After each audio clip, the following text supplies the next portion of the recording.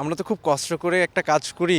আমাদের প্রত্যাশা এইটুকুই যে সিনেমা হলে এখন এসে যদি সিনেমাটা দেখেন দর্শক, তাহলে আমাদের পরিশ্রমটা সার্থক হয়।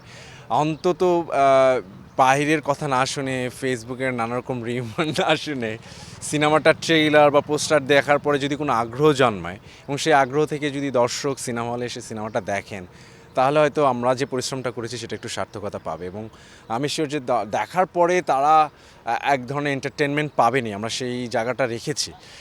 আমরা তো আশা করছি তাদের জন্য প্রচুর এন্টারটেনমেন্ট এলিমেন্টস আছে এবং তারা যদি এসে সিনেমা হলে এসে যদি সিনেমাটা দেখেন দেন তারা বুঝতে পারবেন।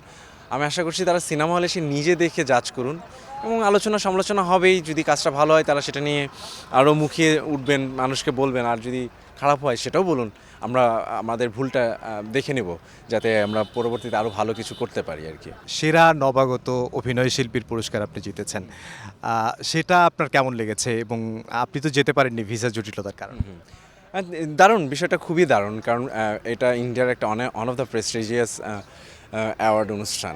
সো সেইখানে থেকে একটা স্বীকৃতি পাওয়ার তো মানেই যে অভিনেতা হিসেবে হয়তো কিছু একটা হচ্ছে, হয়তো অভিনেতা হয়ে উঠছি, সেই স্বীকৃতিটুকু পাওয়া এবং এটা ভীষণ দেশের জন্য গর্বের, আমার জন্য গর্বের।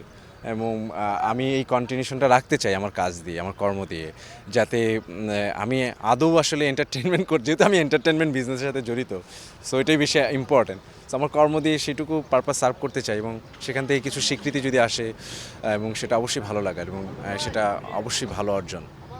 আরও স্বীকৃতি আসবে এবং আমাদের দেশেও আপনি অনেক পুরস্কার জিতবেন এবং আন্তর্জাতিক পরিমণ্ডলেও অনেক পুরস্কার জিতবেন। অসংখ্য ধন্যবাদ আমাদেরকে সময় আপনাকে দেওয়ার অনেক জন্য। ধন্যবাদ।